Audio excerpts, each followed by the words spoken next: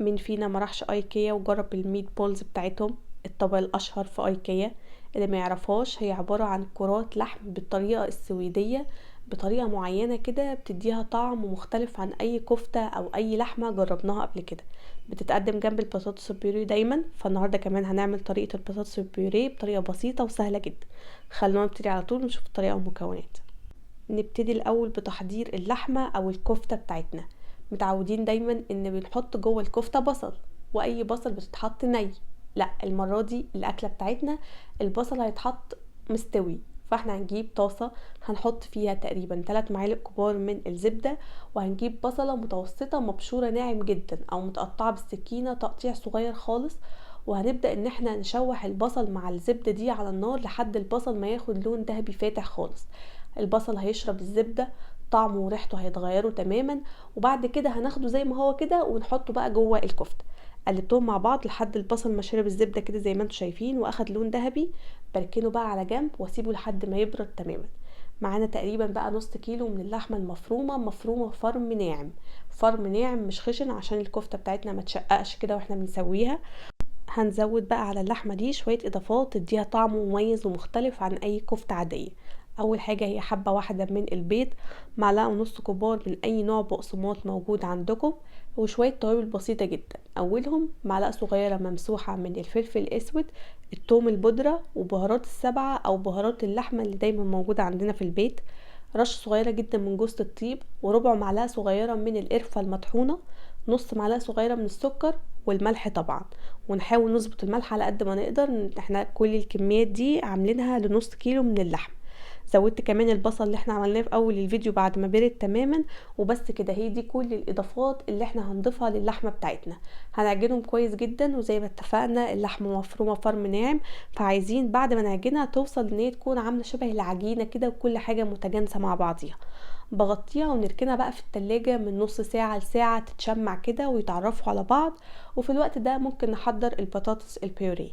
بطاطس مسلوقة بالطريقة العادية جدا، متقطعة مكعبات حجمها متوسط، حطيتها في مية ورفعتها على النار لحد ما استوت تماما زي ما انتوا كده شايفين. بحط الشوكة بتتكسر، باخدها وصفيها، وهنبدأ بقى ان احنا نهرس البطاطس. عادة كنت بعمل البطاطس البيوري بتاعتي بهرسة البطاطس او شوكة، بس بقى المرة دي قلت هجرب طريقة المصفى، ولو عجبتني هقول لكم. وبصراحة انبهرت.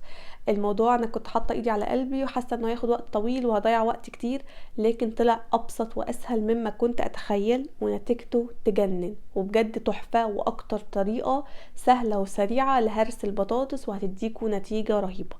خلصت كل الكمية، وطبعا البطاطس لسه سخنة جدا. هنزود بقى عليها حوالي معلقة ونص كبار كده من الزبدة. دول تقريبا نص كيلو من البطاطس، فطبعا لو هتعملوا كمية اكبر هتزودوا في كميات الاضافات. قلبت البطاطس مع الزبدة، وبعد كده هزود كريمة طبخ. الاضافة دي تحفة وبتدي طعم غني جدا جدا للبطاطس البيوريه شبه اللي بناكلها دايما في المحلات. هزود تقريبا فنجان الا ربع كده من كريمة الطبخ بالتدريج، ما ينفعش نضيفه كله مرة واحدة. انا بزود شوية بشوية واقلب، لان لو حطينا الكريمه كلها مره واحده الموضوع هيبقى صعب تماما ومش هنعرف نظبط قوام البطاطس.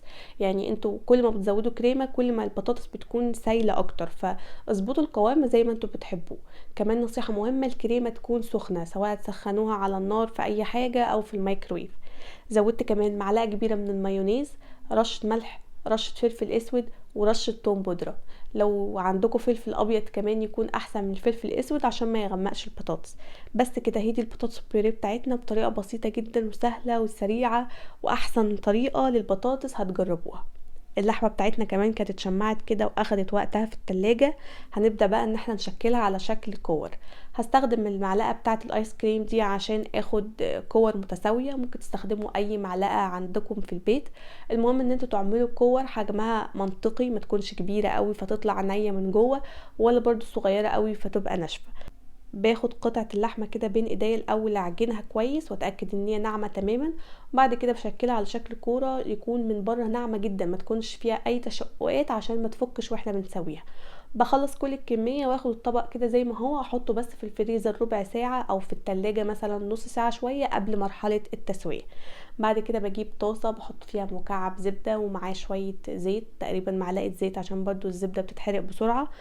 واسيب الطاسه الاول كده بالزيت والزبده اللي فيها دي تسخن كويس. ما ينفعش ننزل باللحمه بتاعتنا والطاسه لسه بارده، لا لازم يسخنوا كويس جدا على درجه حراره تكون متوسطه. ونبدا بقى ان احنا ننزل باللحمه وما نقلبهاش غير لما تاخد لون ذهبي من كل جانب، يعني اخدت لون من على الجانب ده نقلبها على الجانب التاني تاخد لون، وهكذا لحد ما كل الجوانب تاخد لون ذهبي مظبوط كده زي ما انتم شايفين.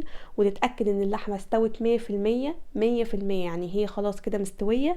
ناخدها بقى ونشيلها من الطاسة، وفي نفس الطاسة دي بالحاجات البني اللي وقعت من اللحمة هنعمل الصوص اللي انتوا شفتوه في اول الفيديو.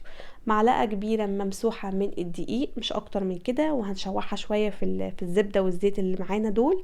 وبعد كده هزود عليها كوباية من المرقة. يفضل يعني تكون مرقة لحمة، بس لو مش موجود مرقة جاهزة في البيت ممكن تحطوا نص مكعب من المرقة في كوباية مية سخنة وتزودوه. ولو مش موجود مرقة خالص حطوا كوباية من المية السخنة وخلاص. هزود عليها كمان كوباية من الحليب، وهقلب كل الحاجات دي مع بعض. وبعد كده هزود عليهم اضافة هتفرق جدا في الطعم، هي معلقة كبيرة مليانة كده من الويستشر صوص. استخدمناها قبل كده وهي موجودة في كل السوبر ماركتس، يعني بتدي طعم حلو جدا لأي صوص لحمة. ولو مش موجودة تقدروا تستبدلوها بمعلقة كبيرة برضو مليانة من الصويا صوص اللي هي متعددة الاستعمالات.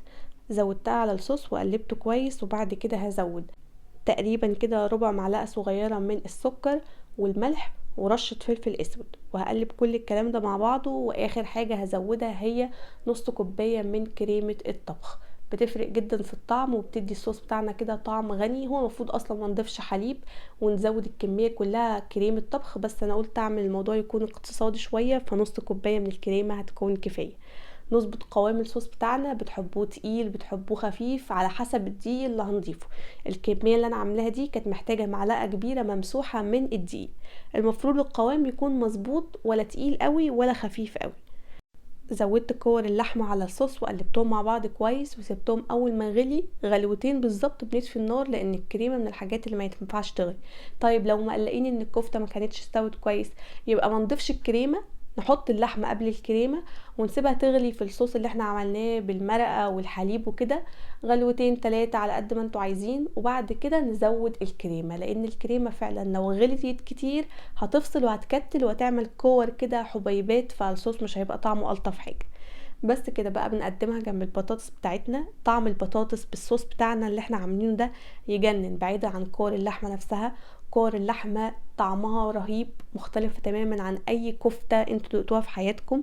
طعم البصل اللي احنا عملناه بالزبده حاجه كده مختلفه وغريبه، طعمهم بجد رهيب، والقرفه مديها طعم حلو جدا.